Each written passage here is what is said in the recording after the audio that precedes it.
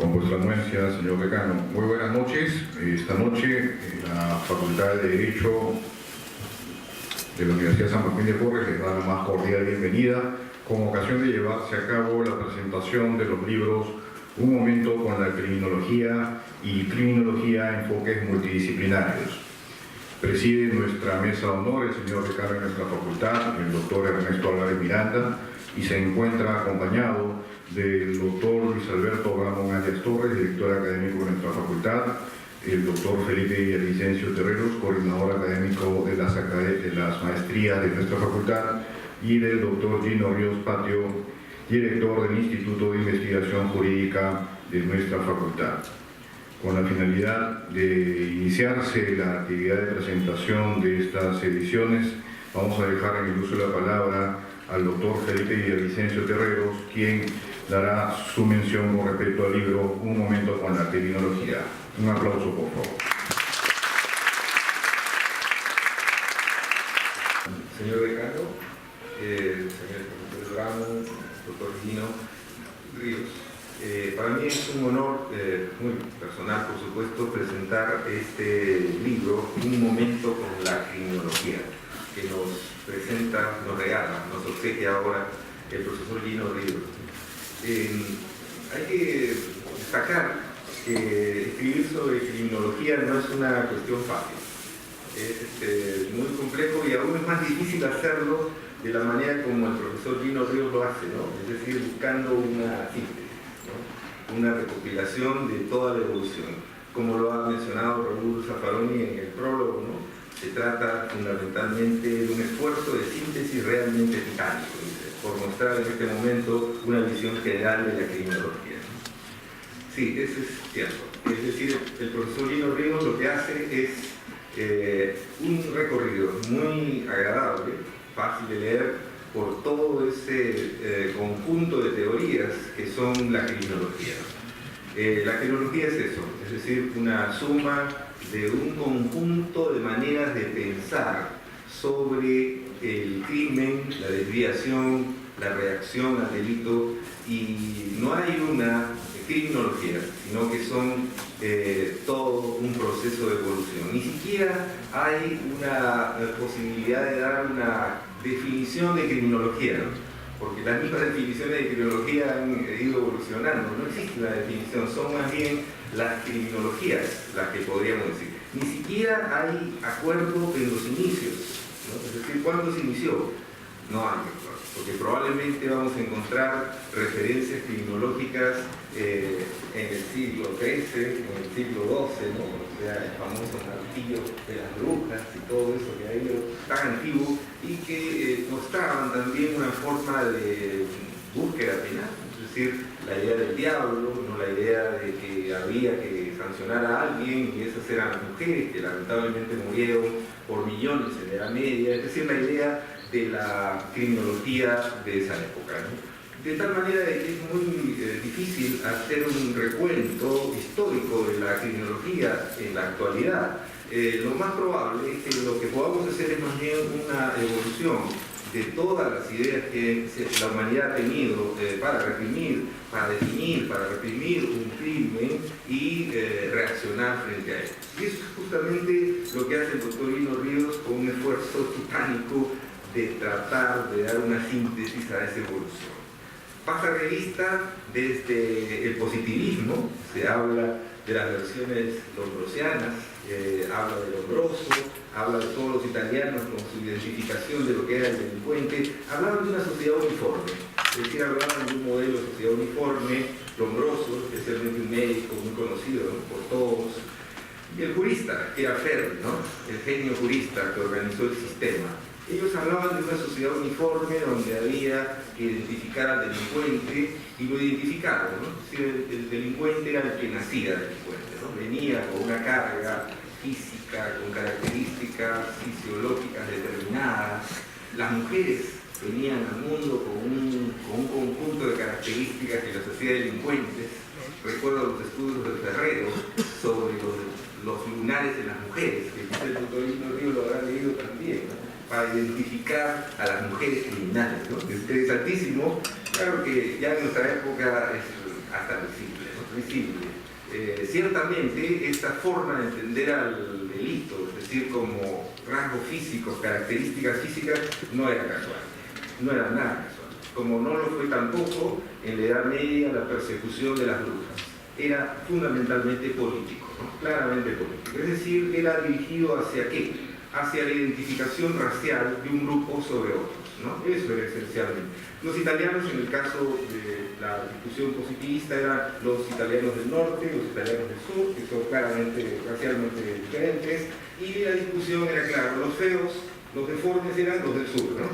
Los bonitos eran los del norte, obviamente. Y Ferrero hizo un álbum, lo que hizo fue, y les invito a verlo, en su álbum es realmente divertido, vean el álbum, claro, cómo no iban a ser delincuentes todas esas fotos que tenía él ahí, ¿no? Era una fila de feos, ¿no? Con características muy raciales, muy características, ¿no? Era obvio lo que estaban haciendo, es decir, no era el único.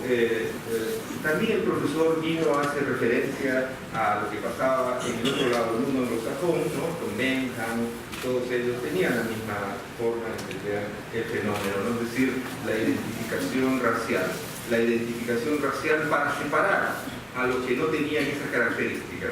Es decir, un grupo de gente, ciudadanos y los demás afuera. Sociedad única, los demás afuera. Derecho penal para los demás, no, eran peligrosos. Por lo tanto, ¿a dónde? A los establecimientos de custodia indeterminada. Y si no, locos. ¿No? Separados. Solo había un derecho para ciudadanos y el resto era aparte. Cualquier parecido con el derecho penal del enemigo actual, cualquier parecido es una coincidencia histórica, ¿no? Es decir, la separación que surgió en esa época. Nosotros recibimos eso. En el caso de América Latina, Ferri fue el que más viajó. Estuvo mucho tiempo en Buenos Aires, no me equivoco, en esa época vino la hija de Lombroso a América Latina y divulgaron todas las ideas aquí en América Latina. Y se divulgaron en Perú. Miro Quesada hicieron la divulgación histórica, escribió un libro, incluso uno de ellos, sobre este tema, y San Marcos de esa época, principios del siglo XX, se llenó de bibliografía positivista, impresionante. Es decir, era la búsqueda de explicaciones raciales. No era el único. En América Latina el fenómeno más interesante probablemente es Brasil, en donde con el tema que ellos tenían del nordeste negro, tenían el tema de explicar cómo era la criminalización. Y bueno, positivismo igual, la separación y el tema de una explicación de criminalidad para separar a unos y aceptar a otros, ¿no? Típico caso del positivismo. No fue igual en el Cono Sur, porque en el Cono Sur, sabemos, hubo un fenómeno de inmigración de otras características, entonces el tema se planteó de otra forma, ¿no? Sur de Brasil y todo el Cono Sur, de manera diferente. En el caso peruano, nosotros recibimos la misma doctrina, la misma influencia, y la recibimos formalmente, con el mejor de los instrumentos, Código Penal, el Código Penal. ¿Cuál copiamos? Copiamos el mejor, pues, el suizo, ¿no? Y el suizo tenía toda la ideología de la que estoy hablando, es decir, un derecho penal para ciudadanos, un derecho penal para los demás. Y acá el problema es que aquí no había judíos, o si sabían no era un problema. La dimensión de la raza era diferente. ¿Y quién era entonces el diferente, no? Bueno, fue terrible, ¿no? Se les ocurrió hacer un código penal para indígenas, principios del siglo pasado. Lo pueden ver en la biblioteca, no está acá, está en San Marcos. Hicieron el código penal para indígenas al mismo estilo de los europeos, igual. Es decir, solo para ciudadanos y al resto, y de los positivistas, por supuesto aquí indígena. No quedaba claro por qué, no queda claro en realidad, por qué no con negros y con japoneses, porque como que ya había. Parece que estaban bastante más integrados al sistema, pero no así los indígenas, y sacaron este proyecto, trataron de hacerlo. No lo lograron, a mi juicio afortunadamente no salió, pero sí quedó en el Código Penal hasta 1991. Hasta 1991 la clasificación de la sociedad peruana en el Código Penal del Perú era civilizados, semicivilizados, degradados por el alcoholismo y la servidumbre, y salvajes. Y a los salvajes, por supuesto los que están fuera, a la colonia penal agrícola. indeterminada, o sea, internamiento indeterminado. Duró en el caso nuestro hasta 1991. De ahí el tremendo esfuerzo por superar el etnocentrismo que había aquí, particularmente en Perú, para superar este tema muy ya impresentable, ¿no?, desde un punto de vista de una sociología moral. El positivismo tuvo una fuerte influencia, no creo que haya desaparecido del todo. No es ya la criminología del desarrollo de los americanos, es otra cosa, completamente diferente. El positivismo se mantiene en el sentido de una cuestión que siempre acompaña, ¿no? Basta decir, mira esa cara, ¿no?, tiene cara de ladrón, ¿no?, tiene cara, basta pensar así para acordarnos de cómo era la influencia del positivismo.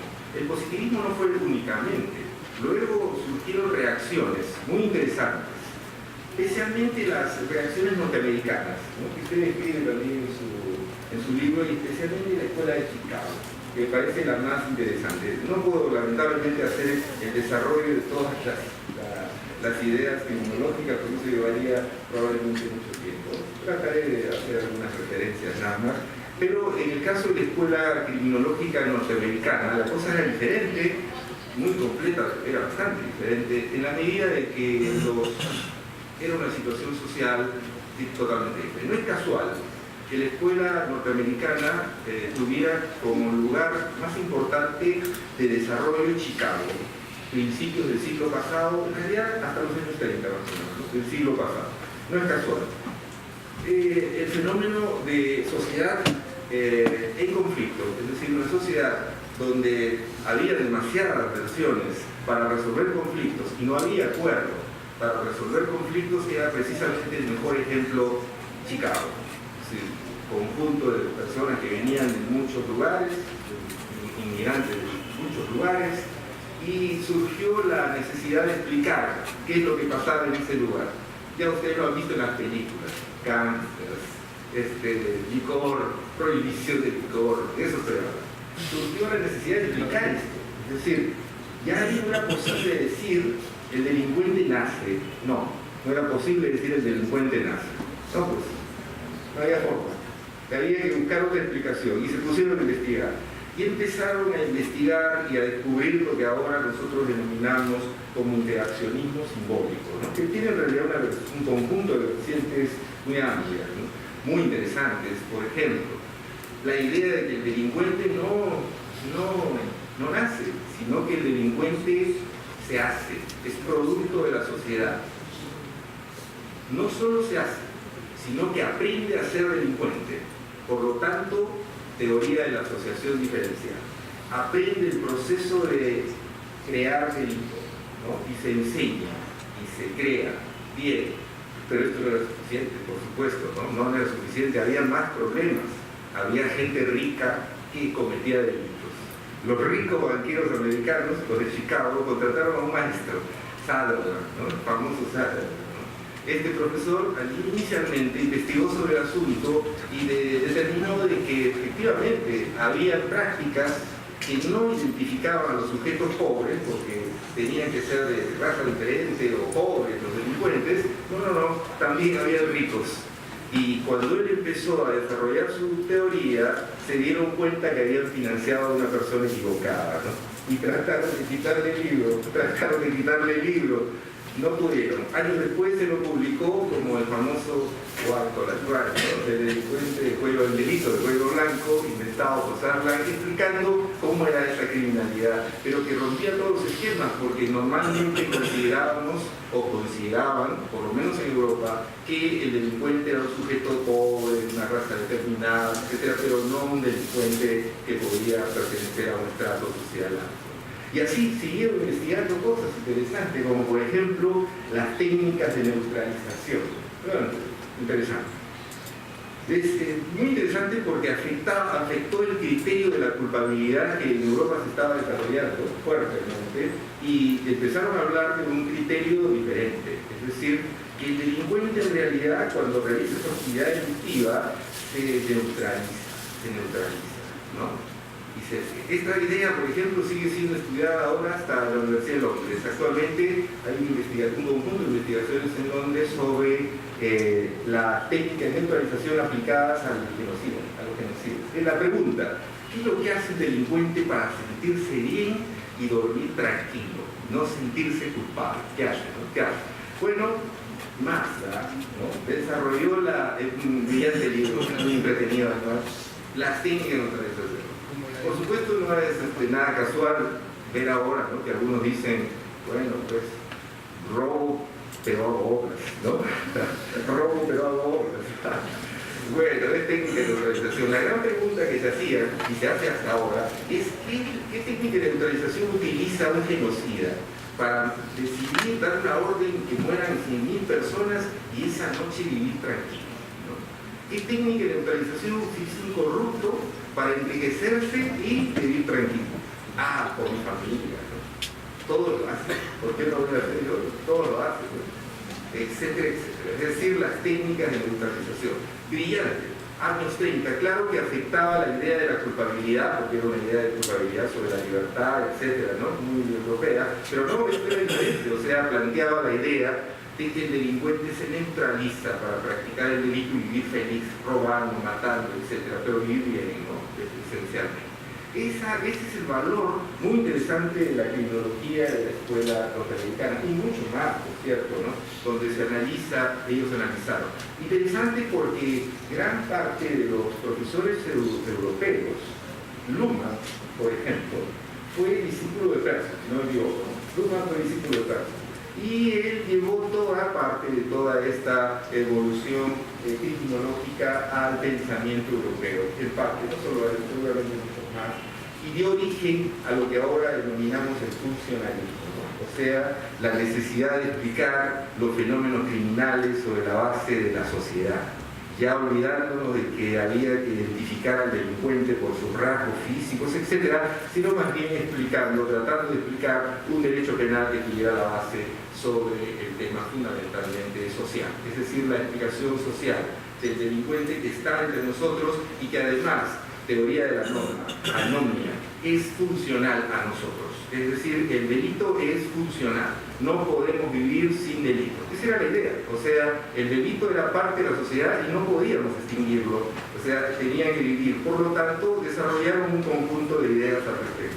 Brillante, a mi juicio, brillante. La gran pregunta que yo tengo, y hasta ahora no me la puedo resolver, es por qué no se recibió en Sudamérica este tipo de pensamiento y se fue más bien a Europa, ¿no? ¿Por qué? Teniendo el acceso, porque era incluso más fácil el acceso, ¿por qué no? Tengo la sensación de que era una época difícil toda esa época, es decir, corresponde a las dictaduras. Aquí creo que no había espacio para pensar suficientemente en esta materia, ¿no? Y no había tampoco posibilidades. A muchos criminólogos los mataron, ¿no? Los mataron. Ahí en los años 60, en los años 70, el que pensaba mucho era un peligro y terminaban los argentinos, centroamericanos, brasileños, ejecutados. Nadie podía pensar más allá de lo que era. Pero ¿qué pasaba en América Latina? Es un tema muy interesante. En América Latina, también lo dice el profesor Lino resumiéndolo, ¿no?, surgió un influjo de la llamada criminología crítica, ¿no?, y lo pone ya acá hasta el final. O sea, en las sociedades en conflicto, para las sociedades en conflicto. Surgió una idea diferente. Lo que pasa es que el conjunto de ideas estas fueron progresivamente desarrollándose y surgieron otras, como por ejemplo el Elena Fresh, que era el etiquetamiento, ¿no? La idea de que las sociedades identificaban al delincuente, idea de Chicago, pero lo identificaban en un sentido determinado, es decir, lo etiquetaban. Por lo tanto, había que estudiar no al criminal, sino a los sujetos que etiquetaban, es decir, al sistema, ¿no?, al sistema. Era el que tomaba las pautas para etiquetar a una persona. Esa es la idea del etiquetamiento. Precisamente la influencia de estas ideas originó lo que se llamaba la criminología crítica en el mundo, más o menos en los años 70. Surgió en el norte de Europa y después se divulgó para todas partes. Varias corrientes, pero las dos más importantes que son señaladas acá también en el libro son el minimalismo y el abolicionismo, ¿no? Dos corrientes. El abolicionismo en realidad surgió en el norte de Europa, especialmente en los países, esos lindos países del norte, donde tienen casi todo resuelto. El tema, me refiero a Kurzman en Holanda, Christie en Noruega, Mathiesen, etc. Es decir, plantearon la idea de que era posible destruir, eliminar el sistema penal. Esto era más o menos en los años 70, los años 80. Había que acabar con el sistema penal, porque el sistema penal lo único que hace es traer más dolor y sufrimiento y no resuelve nada, ¿no? Está corrupto y tiene una serie de cosas. Por supuesto que estas ideas a todos nosotros que en esa época éramos jóvenes nos entusiasmó. Todos los profesores de esa época, algunos ya autoridades, incluso acá presentes, nos entusiasmamos con estas ideas, ¿no? La posibilidad de abolir el sistema penal y hacer otra cosa diferente, ¿no? La idea es sensacional. Kurzman desarrolló esta idea en la Universidad de Utrecht, que es muy interesante, pero es que había que comprenderla. Después era cuestión de comprenderla de una dimensión diferente. Es decir, era posible eliminar el sistema penal cambiando el lenguaje, decía él. Por ejemplo, en lugar de hablar de delito, hablar de situaciones problemáticas, en lugar de hablar de jueces penales, hablar de jueces civiles, y si no, derivarlo a la comunidad, es decir, que haya mecanismos alternativos de resolver conflictos, etc. Es decir, una serie de ideas.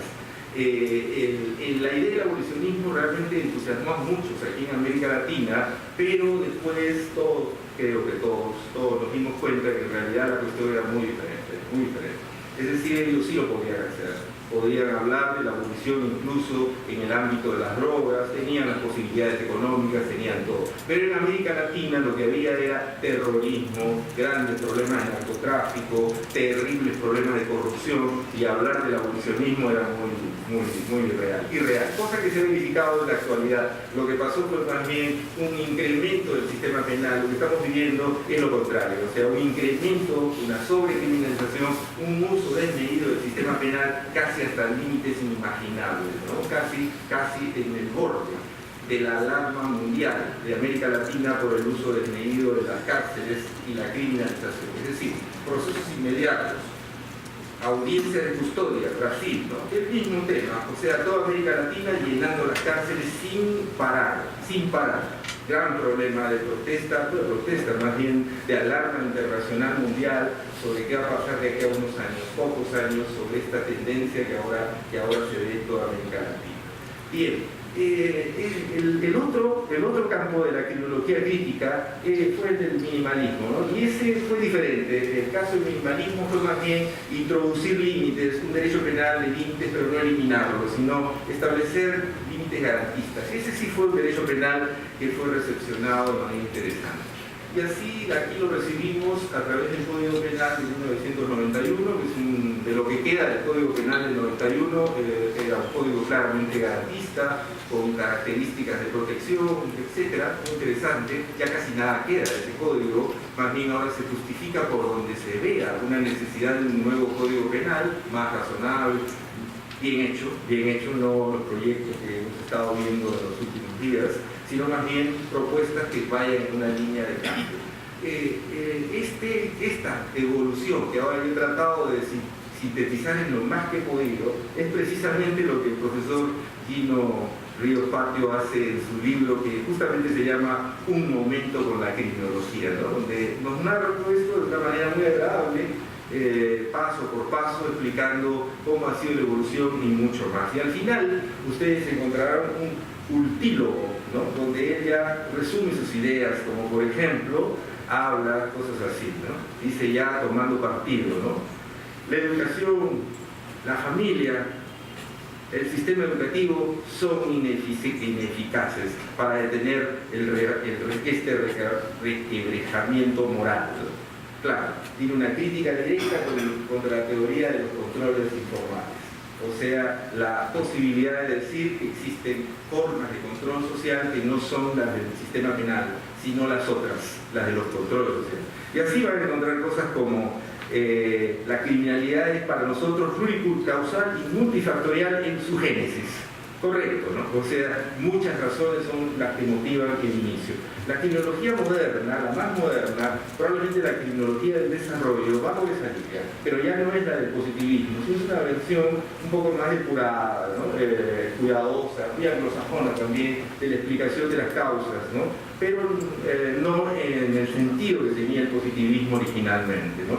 El profesor afirma: debemos entender que el desviado no es un anormal o monstruo, claro, es una crítica directa al positivismo, ¿no? El desviado se refiere al delincuente, la palabra desviado usa de la criminología, no es un anormal o monstruo, ¿no? El sistema penal solo está imbuido de autoritarismo lindante con la arbitrariedad, correcto, ¿no? O sea, es así, el sistema penal no es una herramienta eficaz para prevenir crímenes, claro, llega tarde, pues, toda la vida llega tarde, no sirve en realidad para hacer una tarea de prevención. Esto lo dicen los funcionalistas también, ¿no? En esta materia. Su lógica interpretativa es meramente lineal, abstracta, formal, legalista. Sí, basta ver la cantidad de sentencias y para observar que eso es así. El sistema penal es en realidad un sistema fundamentalmente formal, y hay que ver si eso es lo que necesitamos realmente, ¿no? Nadie nace criminal, dice, ¿no? Ya va aterrizando. Nadie nace criminal, ¿no? No hay criminal nato ni tipología criminal.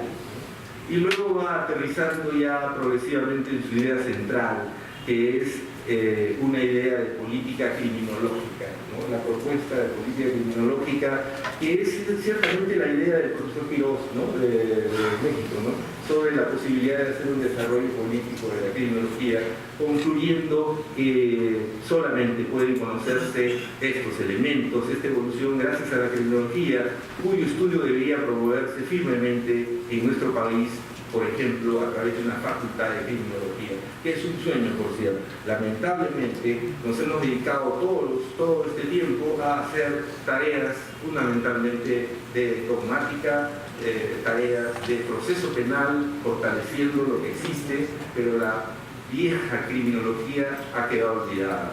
La única manera de poder enfrentar una idea de un derecho penal razonable para el futuro es buscando cómo funciona el sistema penal y de qué manera se puede enfrentar. Lamentablemente, el gran perdedor en las ciencias penales ha sido y sigue siendo la criminología, ¿no? Ojalá que este último deseo del profesor Gino Ríos se pueda cumplir y se fortalezcan las investigaciones.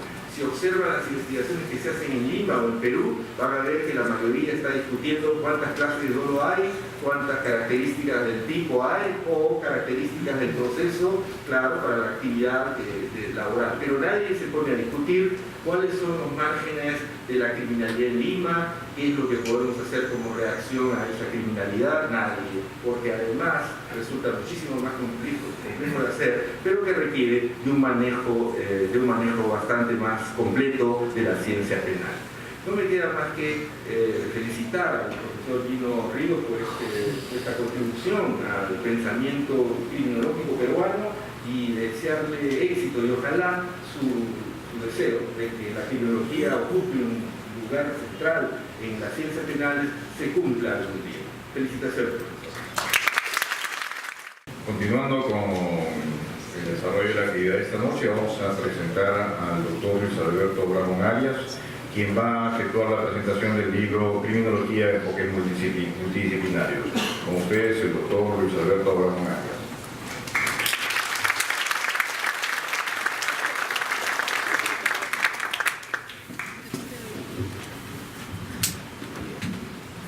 Señor doctor Ernesto Álvarez, decano de la Facultad de Derecho, el profesor de Filosofía de Vicencio y homenajeado, vamos a decir, el doctor Gino Ríos, nos ha pedido que hagamos una presentación y explicación del libro de Criminología, enfoques multidisciplinarios, que ha realizado el Centro de Estudio de Criminología, ¿no? Donde el doctor Gino Ríos Patrio es el coordinador.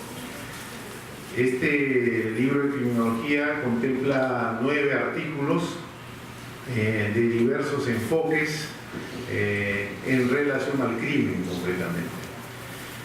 Yo quisiera, antes de muy brevemente comentar cada uno de los trabajos, brevemente agruparlos, resaltar el hecho de lo que ha manifestado el profesor Vicencio desde el punto de vista de que la criminología en realidad está bastante olvidada y es un tema que realmente, sobre todo los penalistas, deberíamos revisar, y sobre todo los legisladores, porque establecería pautas para poder legislar adecuadamente, ¿no? Pero como también señala el profesor Lino Ríos en su artículo que escribe en el libro, lamentablemente pues se olvida todo este enfoque, no hay una política criminológica, como se denomina en el artículo, una política criminal tampoco, no tenemos un camino a seguir, ¿no? Y ese creo que es uno de los grandes problemas que actualmente está operando el derecho penal.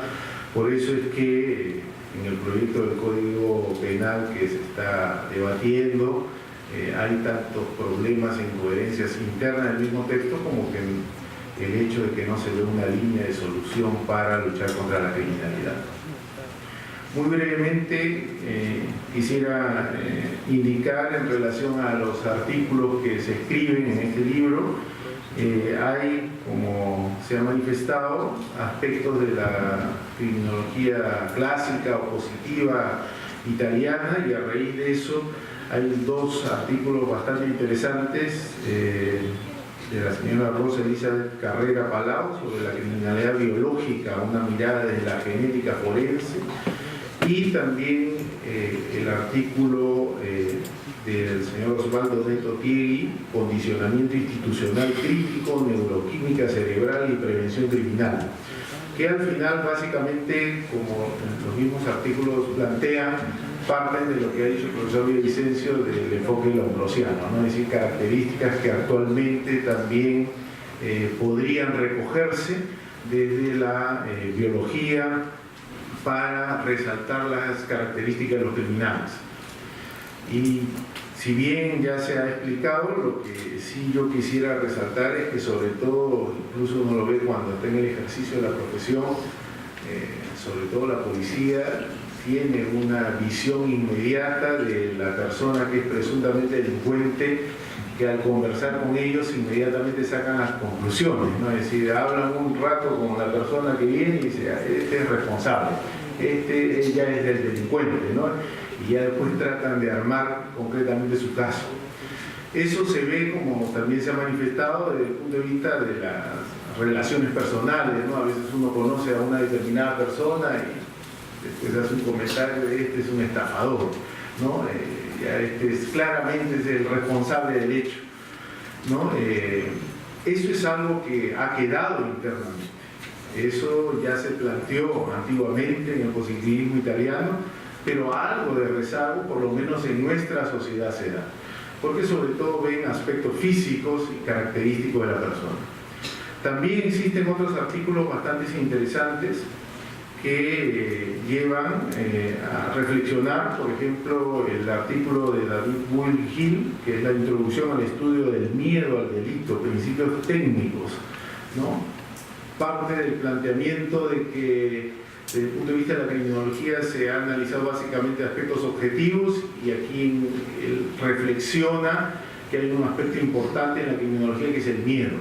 Todas las personas tienen miedo a ser víctimas de un delito, y eso llega a establecer reglas de conducta, ¿no?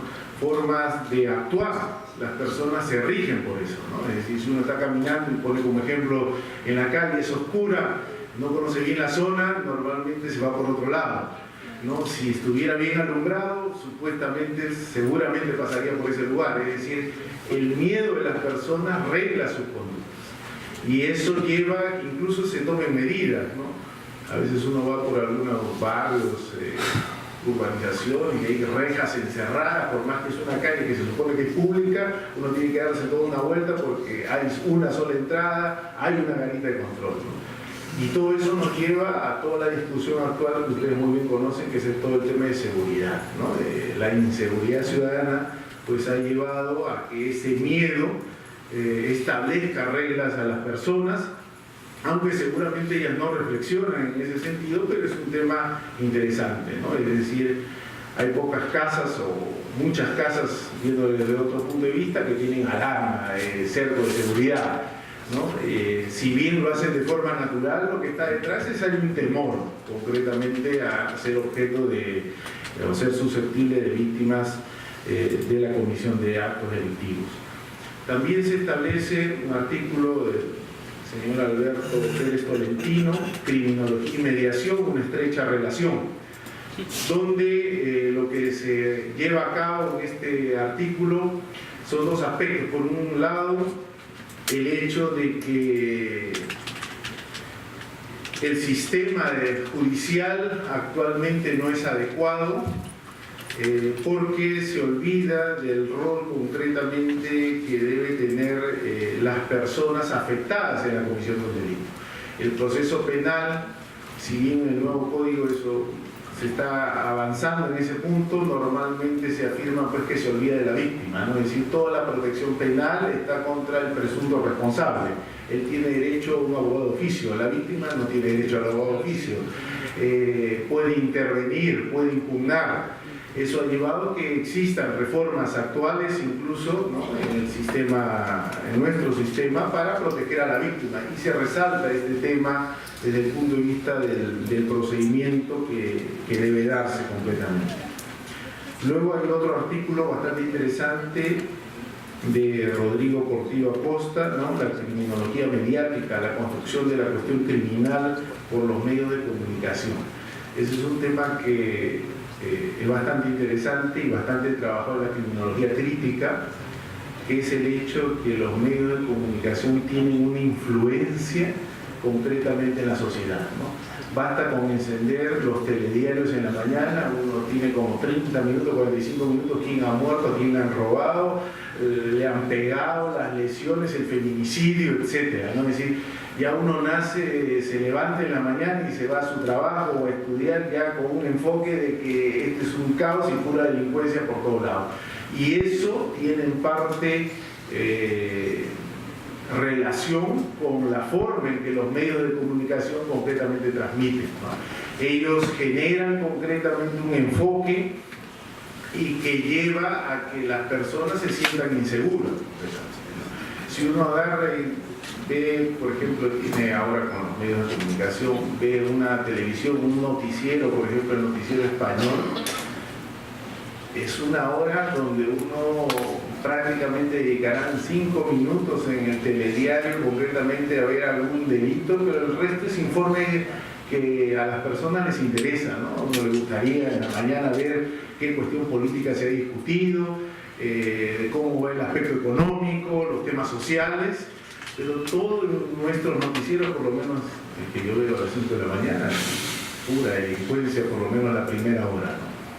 Y esa es una reflexión que se realiza muy bien concretamente en este artículo, ¿no? Posteriormente también el doctor Gino Ríos hace una referencia y escribe el artículo de los derechos humanos como fuente de la criminología, ¿no?, donde relacionándolo con su otro libro, ahora por explicación del profesor Villavicencio, resalta el hecho básico del tema de la educación, ¿no?, un tema fundamental para establecer una línea de poder luchar contra la criminalidad, ¿no? Y no solamente un tema de educación universitaria, colegio, desde el punto de vista de la familia, es un elemento concretamente a tener en cuenta, es una herramienta que él señala expresamente, una herramienta capaz de transformar a la persona.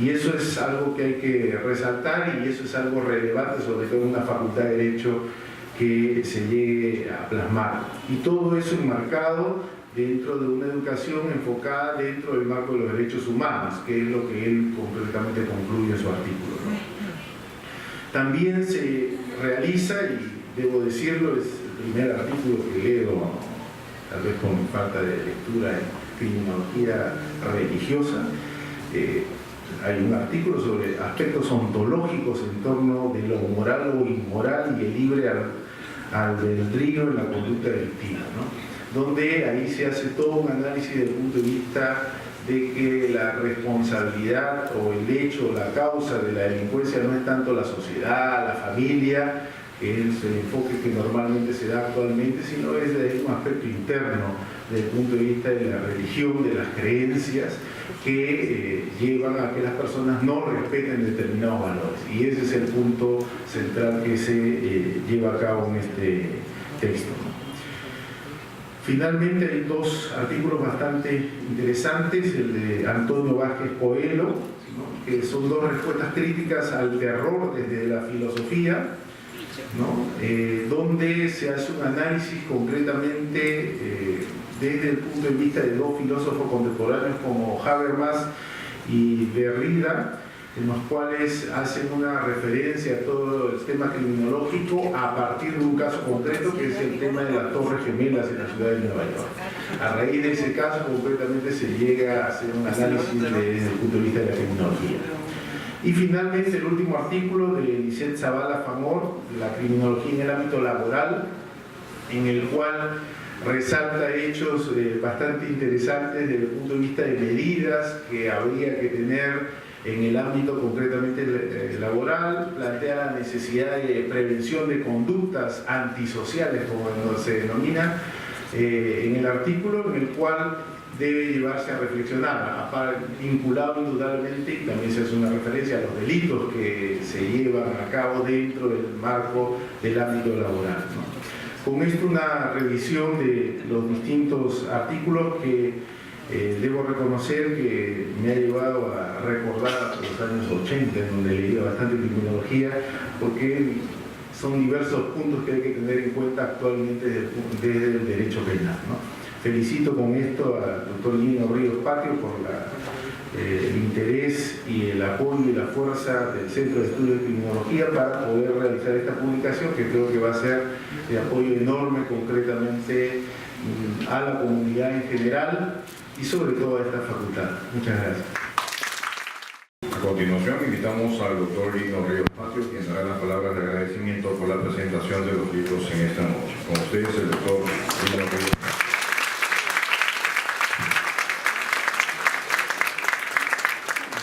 Señor decano de la Facultad de Derecho, doctor Ernesto Álvarez Miranda, señor director del Departamento Académico, Luis Alberto Orlando María Torres, señor coordinador de la maestría de la Facultad, doctor Felipe Villavicencio Carreros, señor juez supremo de la Corte Suprema de Justicia de la República, profesor José Neira Flores, distinguidos maestros de nuestra Casa Superior de Estudios, apreciados invitados, queridos estudiantes.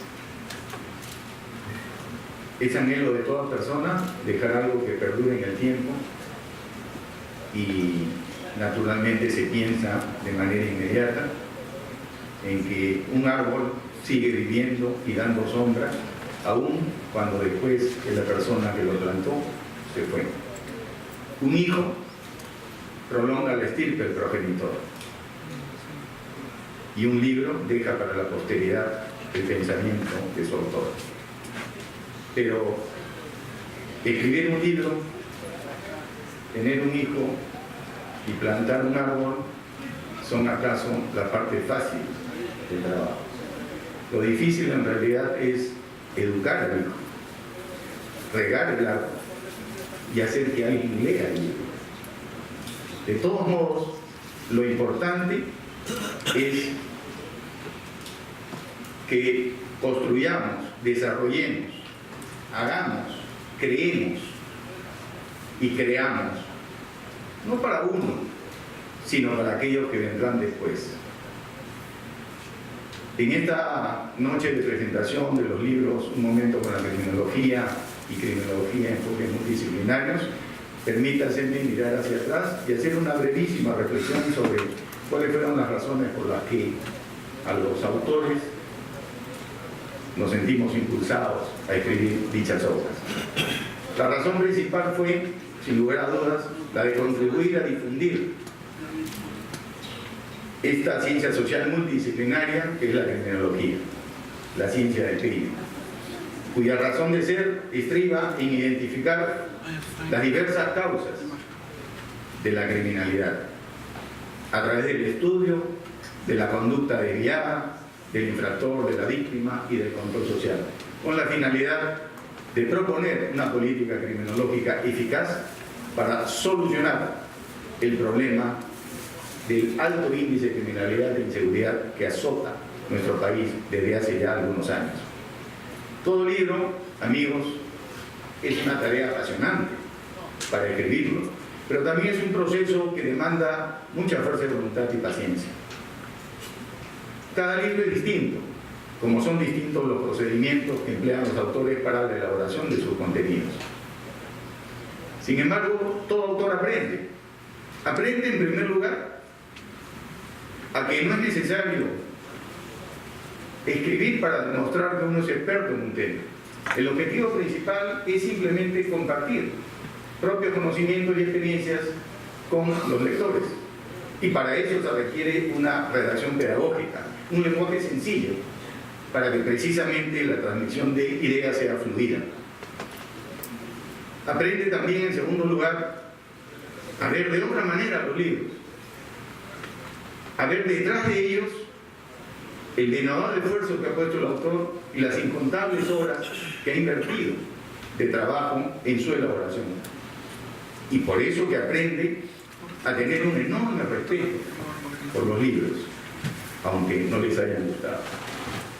Aprende, en tercer lugar, a reconocer que no todos van a estar de acuerdo en la calidad del libro. Pero esto es importante, porque la crítica constructiva ayuda a mejorar. Y la crítica destructiva, puesto que tiene ese fin, no debe tomarlo en cuenta. Finalmente, aprende también el autor a apoyarse en un grupo de personas con las cuales puede compartir ideas, opiniones, puntos de vista, y que siempre están allí para precisamente ayudar a la consecución de la culminación del libro. Esta noche quiero agradecer de manera cordialísima a los coautores del libro Criminología y Enfoques Multidisciplinarios. Quiero agradecer a David Buil-Gil, investigador del Centro Criminal de la Universidad Miguel Hernández de Elche, España. Quiero agradecer también a Osvaldo Nelo Pieri, abogado y criminólogo argentino. Quiero agradecer a Jorge Pérez Tolentino, abogado y criminólogo mexicano. Notables y generosos especialistas extranjeros que han participado en la elaboración de este libro. Y también a nuestros compatriotas, todos ellos estudiosos preclaros de sus respectivas disciplinas científicas. Quiero agradecer a Elizabeth Carrera Palau, médico, patóloga, docente de esta facultad. Quiero agradecer a Gino Rubiero Díaz, abogado por esta Casa Superior de Estudios y teólogo, sacerdote de Proiglesia Santa. Y quiero agradecer también a Lisette Zavala Vanor, quien también es coautora,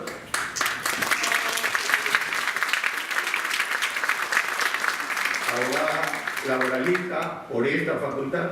Quiero agradecer a Mario Vázquez Coelho, filósofo,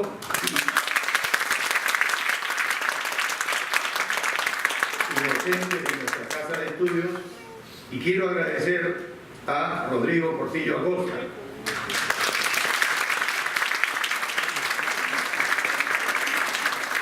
bachiller por nuestra facultad, alumno voluntario fundador del Centro de Estudios de Criminología, uno de los principales animadores del centro y, sobre todo, gran cultor de la criminología mediática. Todos ellos grandemente solidarios en este emprendimiento intelectual, extraordinariamente solidarios. Quiero agradecer con singular afecto a nuestro decano, el doctor Álvarez Miranda, por su amplio y magnánimo apoyo en la consecución de estos libros, y además en todo esfuerzo e iniciativa del Instituto de Investigación Jurídica, que me honro en dirigir, y que atiende con beneplácito, seguro de que se van a convertir en logros para bien de la facultad. Quiero agradecer, cómo no, al ilustre maestro argentino Eugenio Raúl Zaffaroni y al talentoso criminólogo mexicano Bael Jical, quienes nos han honrado con escribir el prólogo de las obras. Asimismo, quiero agradecer a nuestros reconocidos maestros Luis Alberto Ramón Arias y Felipe Villavicencio Guerrero, que generosamente aceptaron presentar y comentar las obras, como lo han hecho de manera elogiosa y merecida.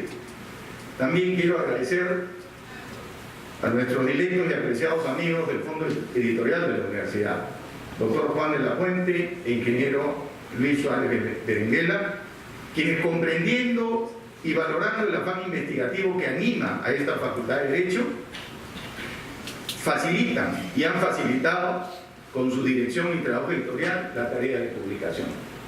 Y por cierto, quiero agradecer a todos nuestros estudiantes, que son la principal motivación de nuestra actividad docente e investigativa, cuyo fruto, estoy seguro, contribuye a su formación integral como personas de bien, de solidez ética, de gran cultura humanista y de excelencia profesional. Muchas gracias.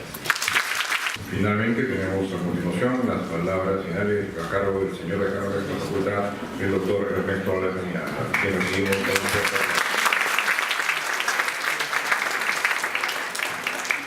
Señores profesores principales que honran nuestra casa de estudios, señores profesores ordinarios, señores profesores contratados, alumnos todos, para nosotros siempre es una gran satisfacción presentar libros de nuestros profesores que publican el resultado de sus investigaciones, más aún en una disciplina que carece de bibliografía adecuada y actualizada.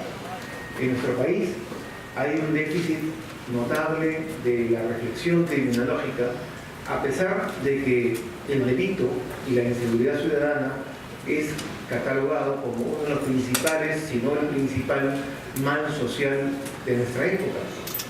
Es más, los equipos de campaña, los equipos de plan de gobierno de campaña adolecen de la falta de criminólogos, cuando es a partir de la raíz del problema, a partir de la escuela criminológica que ilumina el equipo, de donde deben partir las medidas legislativas y las medidas ejecutivas que se deben asumir por parte del gobierno que pueda entrar. El orden de los factores muchas veces se invierte y primero son las medidas, muchas veces inspiradas en la galería, las que luego tienen que ser tomadas de una manera reflexiva y las que luego suscitan la reflexión teórica. O sea, es poner los caballos por detrás de la carreta. Cuando es en el espacio universitario, es en el espacio de las facultades de Derecho, donde deben partir la reflexión, la teoría, y luego ser adecuadas, bajo la forma de medidas, en la política. Sin mayor preámbulo, agradezco a todos ustedes la presencia en esta noche y felicito al doctor Guino, nuestro brillante director de investigación jurídica, no solamente su investigación, sino la inquietud permanente que tiene por hacer que cada estudiante, cada profesor realice la investigación que lo haga ser cada día más universitario. Muchas gracias. Con las palabras finales del señor decano de nuestra facultad, se da por concluido el evento de esta noche, agradeciéndoles a todos ustedes por vuestra participación y deseándoles muy buenas noches.